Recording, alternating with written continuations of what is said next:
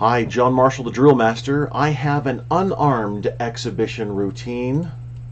There we go. There it is. Now I need to bring that forward. So, anyway, this unarmed exhibition routine is, I've not done very many. There we go. There, now it shows up. So this is going to be an interesting critique. I haven't done many for I don't know what reason. So the fact that I was asked to do this, I love it. I think it's great. I've been working with this school now in other areas through video, and I do this just because I love educating. All right, so I moved my my display screen so it's much larger over to the right, so I won't be facing the camera for this one. But let's get started. So the team is starting actually outside, right in the hallway here, so they're chanting right now that they're fired up and they're going to be marching in. Sorry, I'll play it. Don't worry. But I just wanted to tell you that for an opening statement, the yell, the chant coming through from the hallway, you can see the one drill sergeant. It's ready to start. Okay, I got to go sit down. And that's exactly what you're supposed to do. You're supposed to grab the audience's attention. And in an area that is smaller, not 100 by 100, but the dimensions of a basketball court, many times you're going to have to start either over at the side where the stands are. I'm trying to point back this way because of the video here, but you'll start out of sight either next to the stands, or you're going to start in a completely different area in the hallway there. And so I think that's a fantastic way to help everybody understand that you are about to come in.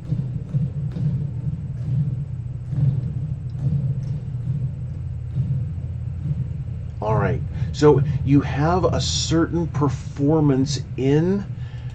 Really poor taste for the other cadets to just walk in. Honestly, that was so if you're from that school, you really need to already be inside or stop over just inside the door or something, because the team is the focus, not these two other cadets who are walking in. And if you're from another school, then really that was not the thing to do. Not at all. All right. So back to the performance. So you have a certain level of performing in, but and anticipation. So there's a level of anticipation after the chant to bring you in. There is a certain level of that anticipation in the audience that. Well, I can't speak for the audience, but at least you're generating that certain amount of anticipation as to what comes next. And I would recommend the entrance that you made. That's fine. There's nothing wrong with that. You might want to break it up a bit more instead of just column of threes, recovery from a single file column. It's usual. It's quite typical. There's nothing wrong with it. It's just that since this is exhibition drill, you might want to consider something else. So the armed team, remember, they would come in and they broke off in threes. Similar situation here. You could do that. Come right through the doorway. Just make a U-turn practically, and then bring the threes over. So your squad leaders come over first, and then etc. So you're going in by rank. Just something different to break up. I don't want to use the word monotony because it's not necessarily monotonous, but to break up the usual, we'll put it that way, the usual of coming in with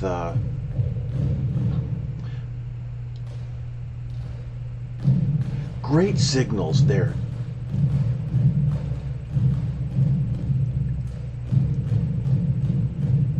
So I need to, oh boy, so even though you're looking let's go back here. Even though the team is looking to the right, so look at the spacing here. It's smaller spacing, and I really would suggest that you get to normal spacing all around. You, for exhibition drill, many times you can use the spacing to benefit you. So if you're a smaller team and you expand out a bit more than normal spacing, you're going to look bigger. If you are in tighter spacing like this, or even tighter, you can look smaller, and that could be for a purpose. You can also do things that with the smaller spacing than you can do with the larger spacing. So use spacing to your advantage. But by the time you come up to here,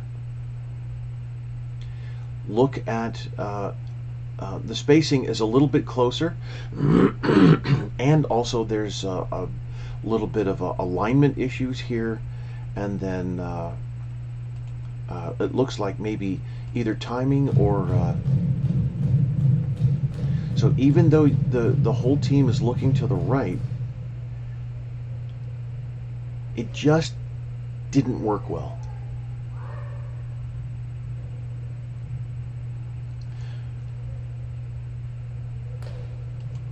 So that's interesting. You cut your entrance off right there, and I don't know why. It there isn't a logical flow to that entrance there. So why did you stop performing and then stand there for a second and then move forward? So if your head judges are seated here, or you're not necessarily head judges, but if your judges are seated here and you're going, it looks like they're, come on, judges, what do you all right, I understand. I don't mind being seated, especially all day. It can wear on you, and I actually would like to be elevated. This is the perfect way to see a performance like that, elevated where the camera operator is here. This is excellent. Having at least one judge, an effect judge, elevated, and then having an analysis judge on the floor. I don't. Everybody being seated is not necessarily the most conducive to the adjudication here, but it's not the worst thing that could happen. But so team, if you're coming into center line, then you really should have paced off everything and not stopped back here. Can you? Yeah, you can see my cursor. So you stopped back here, and then commander, you paused for a little while, and then the team marched up. You're still not centered. Not that you have to be, but it looks like you were trying to be centered. And then starting your report in routine, which really should have happened all at once. The team should have come in, stopped centered, or and so I won't talk about the other ways that you could possibly enter, but let's just stick with what's prevented or presented here. So the team should have entered and then stopped here and then reported in, and I really appreciated the no command. It was just signal at the beginning and then coming in, but then you interrupt essentially the routine with that command voice. So look at the technique there. And now look at your spacing as well. You're crowded. Spacing is inconsistent. You're just not communicating well with your audience as well as you could. So look at the techniques that are presented here. Foot separation, but not foot separation. It's just very inconsistent, along with the spacing. So there are issues with the excellence level of the performance that just aren't communicating as well as they could with your audience. So you did the beat. Let's call it the beat. You did a beat coming in, and you were just, oh crud. There we go. You're here. You're going to report in the addition of another beat sequence isn't necessarily a beneficial thing here. Not necessarily. So missed cue means that there's not enough practice going on here.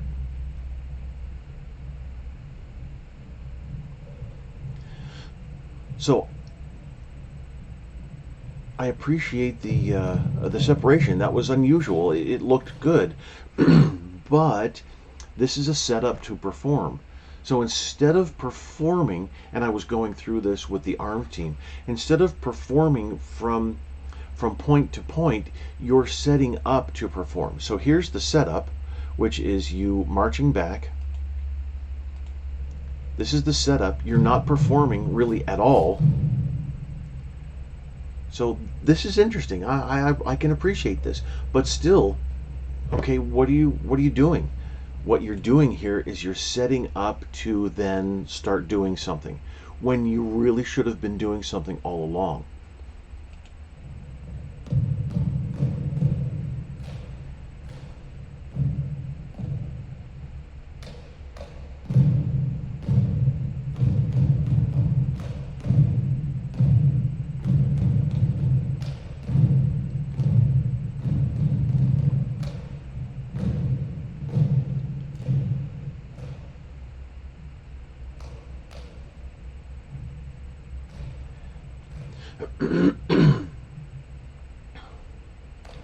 The offset in the windows, I appreciate that.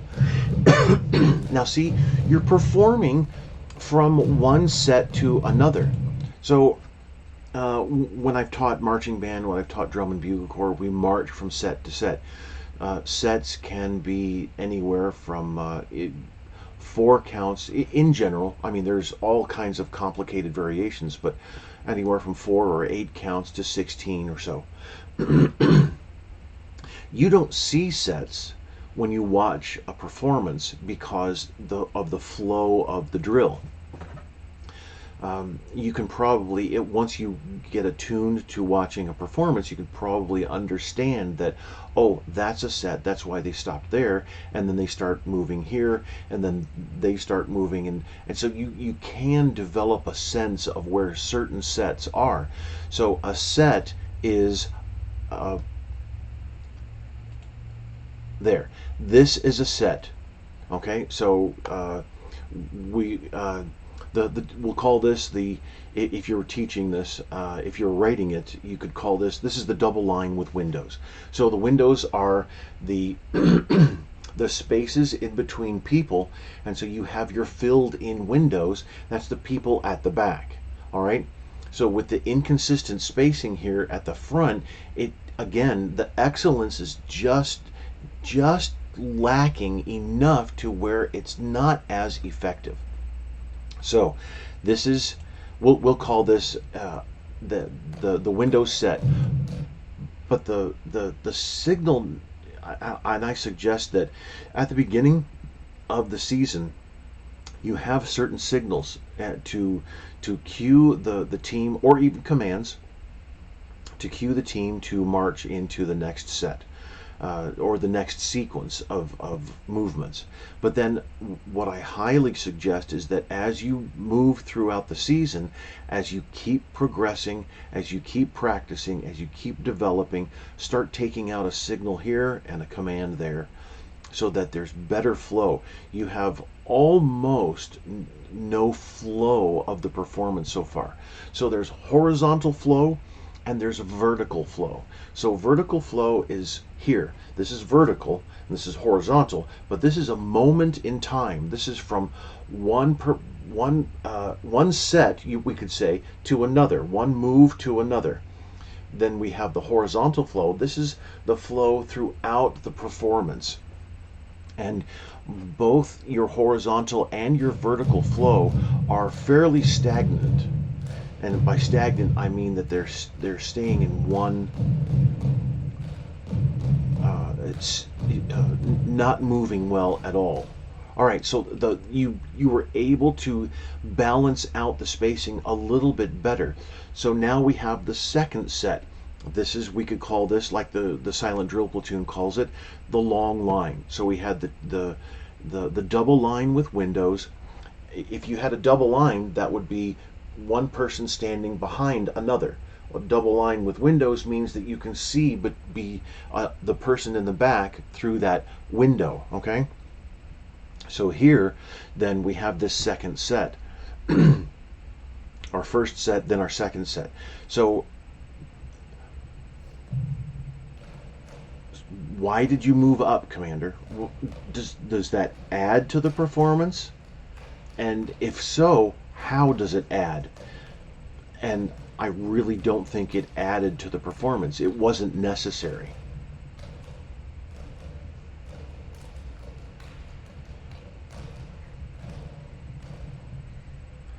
A lot of what you did here can be done marching.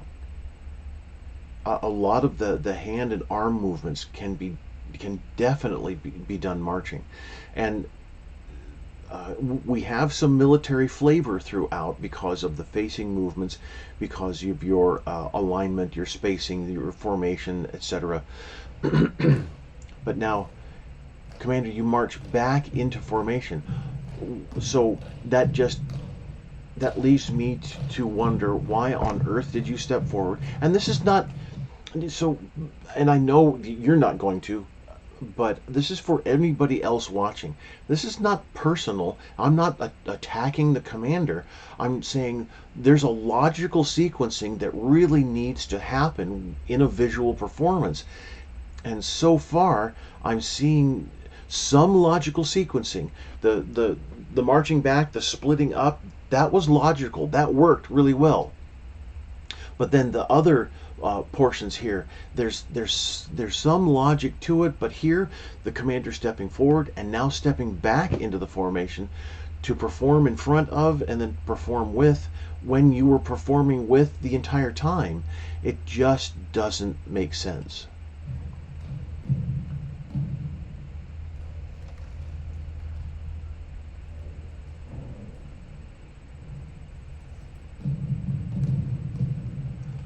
So one of the problems with a ripple line is being able to get it to where the timing is better.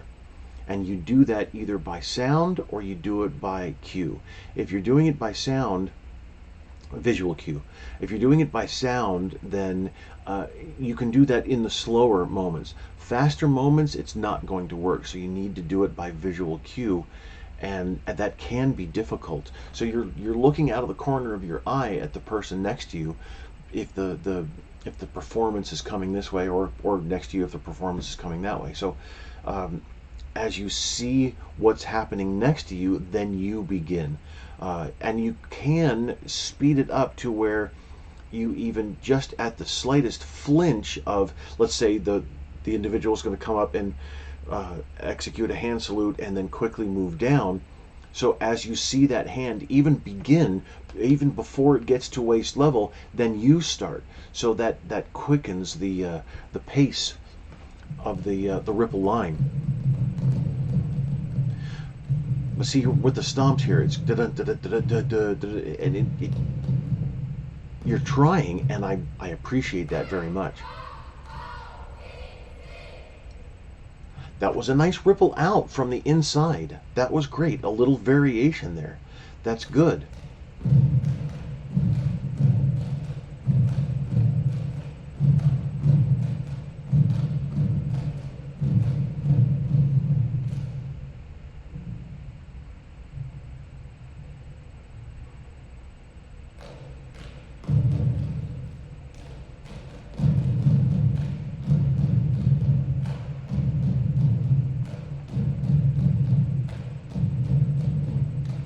So quite a bit of repetition in your in your performance. Not bad. Not bad on the alignment. You can look on the right side. That's great. Good job. Maybe the cadet here who's out of line on the left side possibly didn't step forward enough. Don't know exactly. Right next to the key, maybe too far over to the viewer's right. Not sure, but the break in continuity here of the lines is unfortunate. Having it looks almost like a W, and so I appreciate that. I thought Commander was going to stay in the center, and then everybody else would form a nice wedge there with a flat front, since the Commander's back. But keeping the 3 in the center is great. It works well.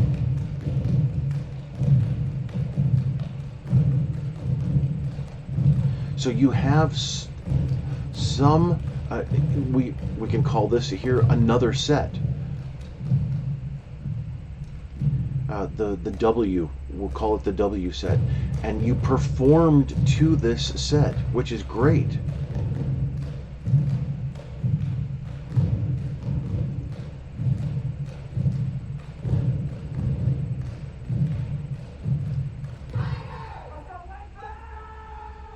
So I would say that the beat sequences, honestly, I'm not a fan of beat sequences when they're used consistently throughout the performance without much of development of a military formation. And so far you've used the long line extensively.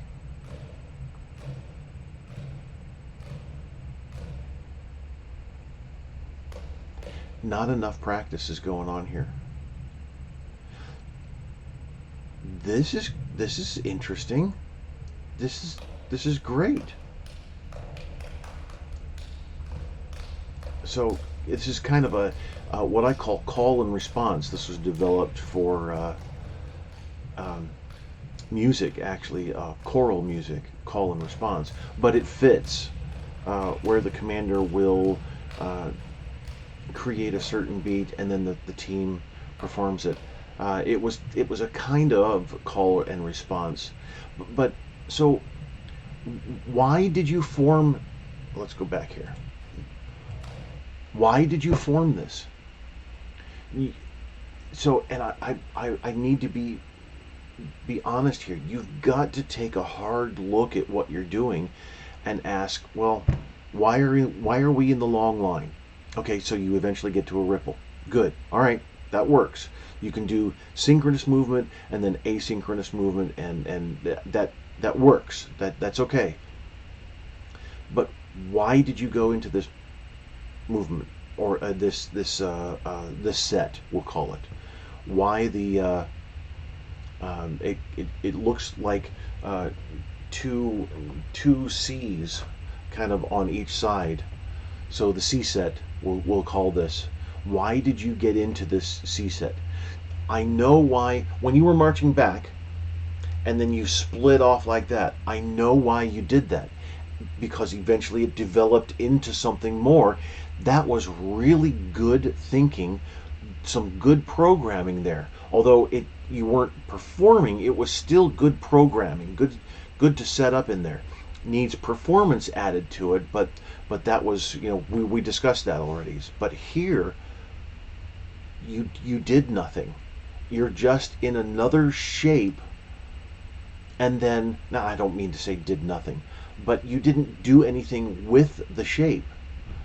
I was really anticipating something unique as far as the drill would go, as far as the marching would go, and nothing happened. You got into you set up again to perform, just in a different shape, to do another beat sequence. So you're relying very heavily on beat sequences, and that is what's detracting or taking away from military flavor.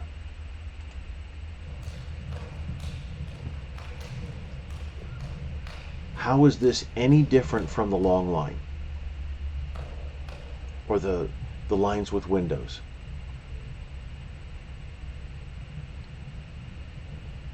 And so you move from that into 2 blocks of 6, and then another beat sequence.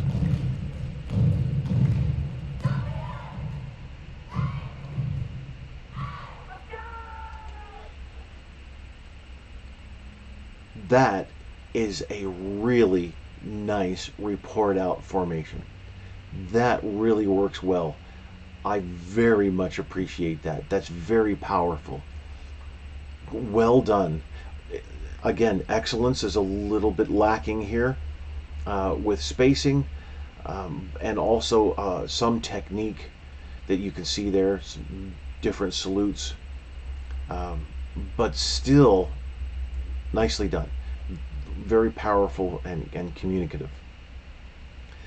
But you really need to think about the constant use of beat sequences just to use them. It seems that the beat sequence is a means to an end. That, okay, so we have some more time to kill here, so we'll stay in the long line and we'll do this, and then we'll move the long line back, and then we'll do this, and then the commander can step forward 2 steps, and we can all do this. Then the commander can step back into line, and we can do this. Nice exit too.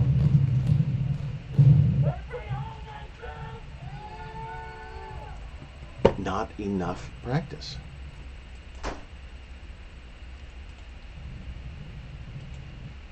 So performing into this, instead of just marching and then marking time, just you're setting up to perform when you should be performing into whatever you're going to do next, which is, you know, your sequence to report out. So I highly encourage you to even what I recommended to the ARM team, go to my YouTube, go to my well, I guess I have some boxes of 3 performances somewhere on there for exhibition drill, but go to my website and look up how to write drill boxes of 3 method, and then you've got blackout and delta and a couple others, and you can use those along with the hands, the arms, head movements, even the occasional stomps. You can use military moves, military flavored moves that that can communicate really well with your audience, and still use your arm, hand, and other movements, and not rely so heavily on beat sequences. I understand what's going on here. I just think that it's too much. It's just a different position for the team, and then a beat sequence, and then a different formation and a beat sequence, and then another beat sequence and another beat sequence, and quite a bit of repetition in there as well. So, you know, the effect on your of the performance is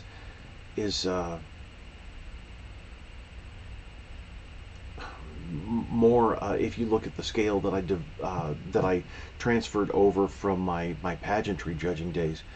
The boxes, the scoring boxes that I have 1 to 100, you're probably in low box 3 there, and then you'd have to, you know, look at box 3 and then see what the explanation is.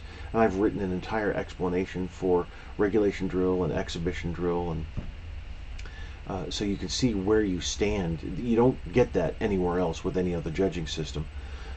You just get numbers thrown at you that don't really mean anything.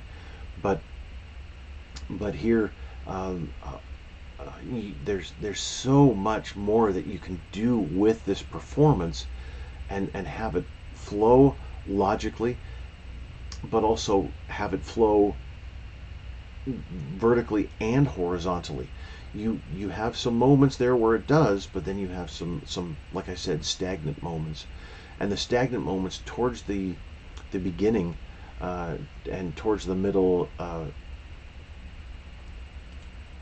here, in this portion of the routine, the it's just uh,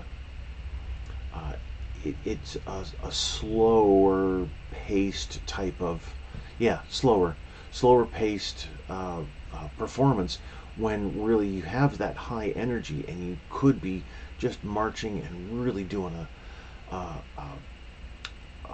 a fantastic job of uh, creating visual excitement for your routine for the audience, and you then got yet another beat sequence. And I don't mean to, not doing this to belittle at all. This is a learning phase for many, for unarmed exhibition drill. And honestly, this is very, very typical for many unarmed performances. And uh, without input, cadets won't grow and evolve into better performers. And I could go into why we need to evolve into better performance or performers and have better performances, but that's not necessary. There's a there's going to be a time when you'll rely on the skills that you, not necessarily the marching or hand movement skills, but the skills you learn in drill and ceremonies, that are going to be very, very beneficial for you in life. And it doesn't matter what you do.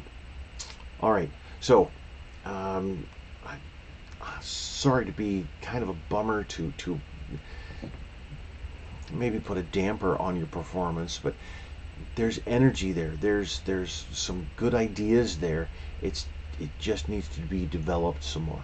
If you want my input, like I've done with the armed team, I'll do the whiteboard with you, and a lot more, uh, a lot more in-depth, one-on-one type stuff. So we can even do it live if you want to. Just us, not necessarily the entire world watching. So, all right. But thank you for the request. I really appreciate it.